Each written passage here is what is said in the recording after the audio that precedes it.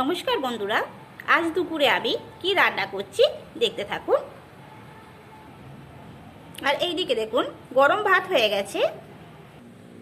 এখন আমি গরুর দুধ ঘন করে লাল লাল করে গরম করে নিচ্ছি। দুধ গরম হয়ে গেছে। দেখুন বন্ধুরা, আমি বিউলির ডাল সেদ্ধ করে নিয়েছি। এই দেখুন,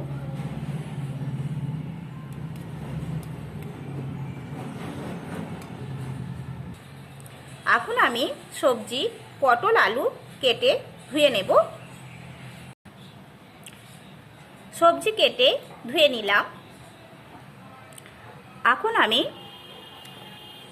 পটল আলুর তরকারির জন্য আদা, গোটা জিরে, গোটা ধনে বেটে নিচ্ছি। পটল আলুর তরকারির জন্য আমি মশলা করে নিয়েছি। আর এখানে আছে হলুদ গুঁড়ো, লবণ, লঙ্কা গুঁড়ো। বিউলির ডাল রান্নার জন্য আমি মশলা করে নিচ্ছি। আদা, গোটা জিরে বেটে নেব।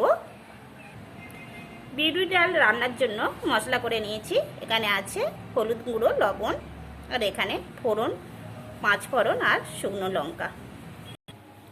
কড়াইতে তেল গরম হয়ে গেছে, ফোড়ন দিয়ে দিলাম। ফোড়ন হয়ে গেছে, আমি পরিমাণ মতো মশলা দিয়ে দিলাম। ভালো করে আমি ভেজে নিচ্ছি মশলা।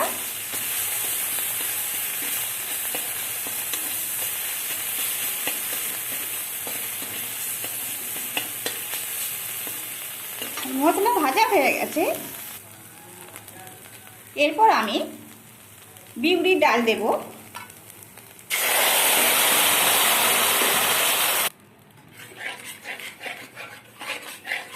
এরপর আমি অল্প পরিমাণে গরম জল দেব। এরপর কিছুক্ষণ ফুটবে এইভাবে।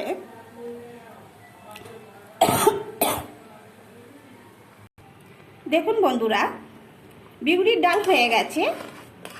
দেখুন ঘন করে করেছি। এইবার একটি পাত্রে আমি নামিয়ে রাখবো। আমি কড়াইতে পরিমাণ মতো সরিষার তেল দিলাম। তেল গরম হয়ে গেছে। কেটে রাখা পটল দিয়ে দিলাম। ভালো করে ভেজে নেব। দেখুন বন্ধুরা, পটল বেশ লাল লাল করে আমি ভেজে নিয়েছি। কেটে রাখা আলু দিয়ে দিলাম। ভালো করে ভেজে নেব।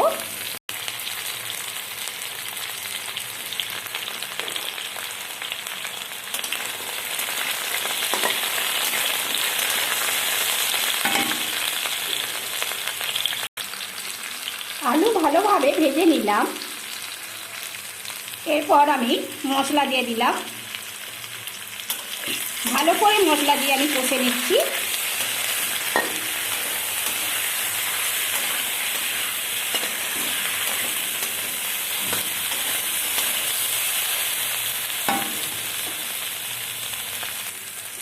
ভালোভাবে মশলা কষে নিয়েছি।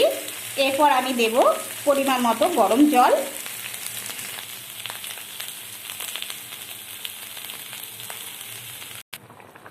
এরপর আমি ঢাকনা দিয়ে দেব, যাতে তাড়াতাড়ি সবজি সেদ্ধ হয়ে যাবে। দেখুন বন্ধুরা, সমস্ত সবজি সেদ্ধ হয়ে গেছে, তরকারি হয়ে গেছে। নামিয়ে নেব একটি পাত্রে।